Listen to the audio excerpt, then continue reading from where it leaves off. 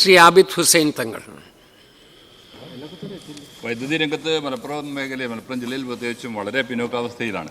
കഴിഞ്ഞ ഗവൺമെൻറ് കാലത്ത് പുതിയൊരു മലപ്പുറം പാക്കേജ് എന്ന പ്രവർത്തനം ആരംഭിച്ചിരുന്നു. പക്ഷേ ഇതിൻ്റെ പൂർത്തീകരണവും അതിൻ്റെ പ്രവർത്തനങ്ങളും മുന്നോട്ട് പോയിട്ടില്ല. 2024-25 ടേൺകി അടിസ്ഥാനത്തിലാണ് തുടങ്ങിയത്.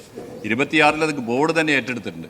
അപ്പോൾ അതിനിപ്പം പ്രൊസീജിയർ നടക്കുന്നേ ഉള്ളൂ. മെറ്റീരിയൽസ് കിട്ടാനില്ല എന്ന പ്രയാസം നേരിടുകയാണ്.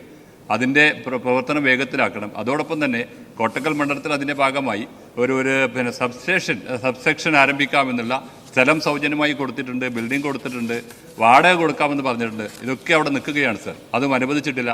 വളാഞ്ചേരി മേഖലയിൽ 2 സബ്സെക്ഷൻ കൊടുക്കാമെന്ന് പറഞ്ഞിട്ട് അതും നടന്നിട്ടില്ല. സർ, ഈ പണി ഏറ്റവും എളുപ്പം മലപ്പുറം പാക്കേജ് പൂർത്തീകരിക്കാനും ഈ മണ്ഡലത്തിലെ ഈ ആവശ്യം പരിഗണിക്കാനും സാധിക്കുമോ എന്നാണ് എൻ്റെ ചോദ്യം സർ. സാർ, ബഹുമാനപ്പെട്ട അംഗം പറഞ്ഞ കാര്യങ്ങൾ പ്രത്യേകം ശ്രദ്ധിക്കുന്നതാണ്. സാർ, ഒരു കാര്യം, നിയോജകമണ്ഡലം തലത്തിൽ വൈദ്യുതി പ്രശ്നങ്ങൾ ചർച്ച ചെയ്യുന്നതിനും പരിഹരിക്കുന്നതിനുമായിട്ട് 4/7/11 ബഹുമാന്യ ശ്രീ ആര്യാടൻ വൈദ്യുതി മന്ത്രിയായിരുന്നപ്പോൾ ഒരു കമ്മിറ്റി, MLA-മാർ ചെയർമാനായിട്ടൊരു കമ്മിറ്റി രൂപീകരിച്ചിരുന്നു. ആ കമ്മിറ്റി ഒന്നും കൂടി ചില സ്ഥലങ്ങളിൽ അന്നൊക്കെ നമ്മളെല്ലാവരും അതിനകത്ത് യോഗം വിളിക്കുകയും കാര്യങ്ങൾ ഇടപെടുകയും ചെയ്തിട്ടുണ്ട്. ആ കമ്മിറ്റി നിയോജകമണ്ഡലം തലങ്ങളിൽ ഒന്നുകൂടി പുനഃസംഘടിപ്പിക്കണം, പുനഃസ്ഥാപിക്കണം. ഇവിടെ പറഞ്ഞ പ്രാദേശിക വിഷയങ്ങൾ ഉൾപ്പെടെ ചർച്ച ചെയ്ത് എത്രയും വേഗത്തിൽ പരിഹാരം ഉണ്ടാക്കണം.